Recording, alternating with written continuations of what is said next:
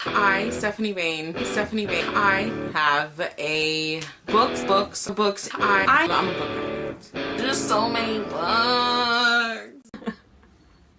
Hello everyone, Stephanie here. Yes, this is going to be another super chill video. Not vlog. Well, it's still like I would consider vlog style just because I'm not...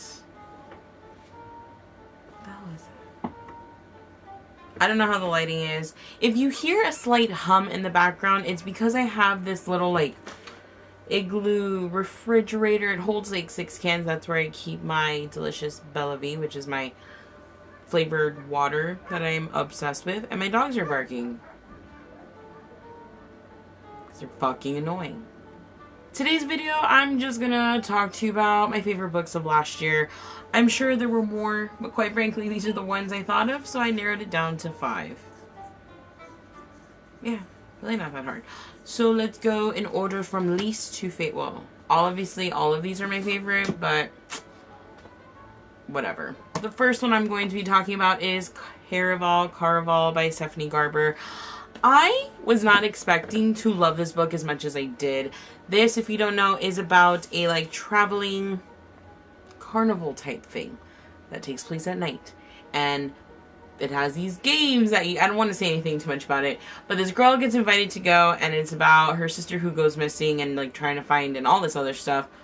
I was not expecting to love this book as much. I know a lot of people were like, oh, it was super hyped. I was one of the people that bought it because I heard of whatever, not because I thought, oh, people are loving it, I think I'll love it too. It's because of what they described about the book, and that's what got me. And this is just, I really loved it. I can't wait to read the sequel when I'm actually buying books. For right now, all of my favorite books are gonna have to, yeah, whatever.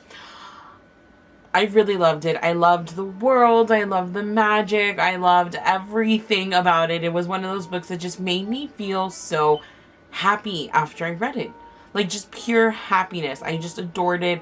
I don't care if it wasn't the greatest world or anything. I thought it was great. I loved where Stephanie went with the story, and I loved it all. I really did. I thoroughly enjoyed it. And it's just so pretty, too. The next one I'm going to be talking about is 3 Dark Crowns by Kendar Blake, right? Yes. I'm actually reading the sequel right now. I'm also really loving it. This book is about a world where they have like this island called Greaves Drake. I don't think I said that's right. No, that's another part of it.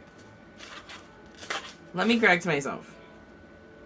Fenburn. Greaves Drake is an actual manor. It's the island of Fenburn, and they have a queen. The thing is, the queen gives birth to triplets, and when she gives birth to triplets, she no longer is queen, and one of the triplets will be queen. The thing is, each of them has a power or a gift. You have the naturalist that can control or like, you know, does animals and nature and stuff. You have the poisoner who can ingest any poison and will not die. And then you have the elementalist who can control the elements earth, air, fire, water.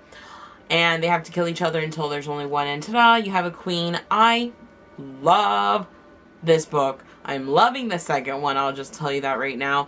I thought this book was really awesome. This is how I started off 2017, and I think it was a damn good choice because it was just one of, like, I love everything. I love the characters. It definitely has some, like, tropey things to it, but I think Kendar Blake does a very, very good job. I really love it. Like, what else can I say? Obviously, I love these books. I love how everything was set up, and I just think it's grand. I love the world. I love the magic. I love all that stuff, seriously. It's really good. I also really love the cover. Like, I just realized how gorgeous this is. I like the naturalist crown. The Last of August by Brittany Cavallaro. This is the sequel to A Study in Charlotte. This is a retelling of Sherlock Holmes, but if Sherlock Holmes was actually real, and it's about his like great-great-great-grandchild, and then you have Watson's great-great-great-grandchild. Really awesome. This book was definitely a little bit more like emotional, and things happen more in this book in that sense. I still really loved it, of course. Obviously, it's third on my list. Can't count. But it's really good, and I cannot wait for the next. I can't wait for the next one to every single one of these. But I really did love this. I love Watson. I love Holmes. I think Charlotte is such an intricate character. that like pisses me off but like doesn't. And I think Brittany, like, you know, reinvented Sherlock Holmes for White, I think, in a very, very good way. I do highly recommend this series if you like mystery and you like Sherlock Holmes. It's fucking epic, okay? Next on the list, we're down to the last two. These really should not be, none of these books should have been surprises. I know it was a while, but I still would have talked about them all the time, and I have been talking about them. Number 2, King's Cage by Victoria Aveyard.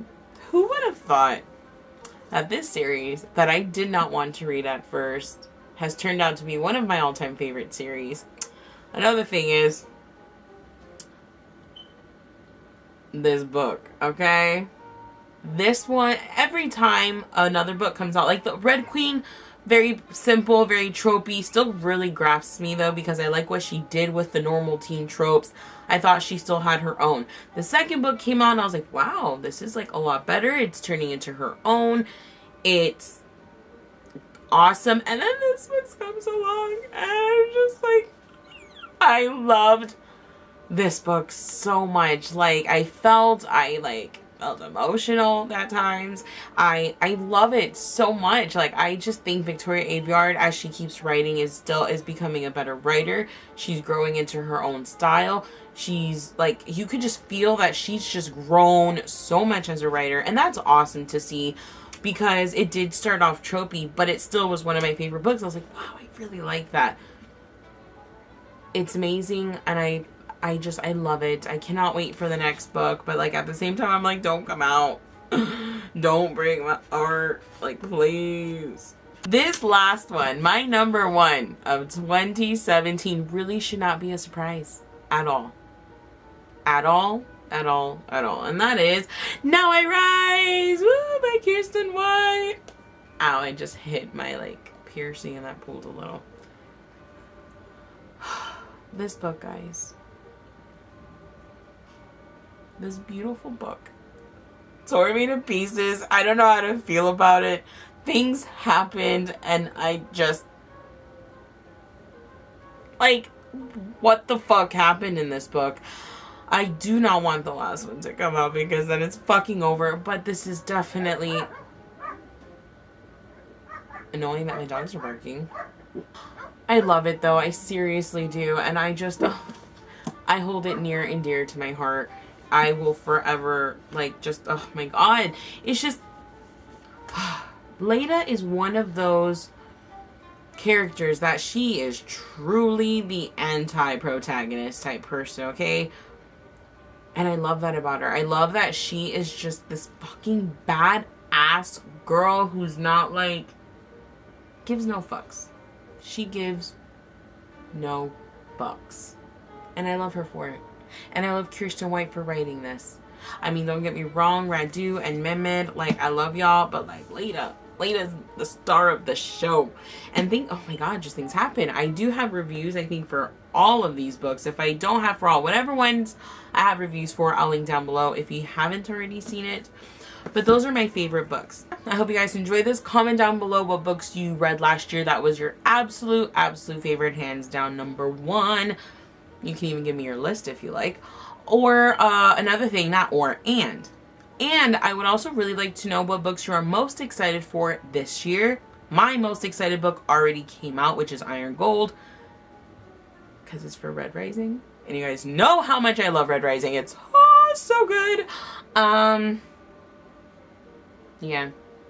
I think that's all I'm talking about. I feel awkward now all of a sudden. But I hope you guys enjoyed this video, and I hope you guys have a great reading day. Be safe. But I'll see you guys in my next video. Bye.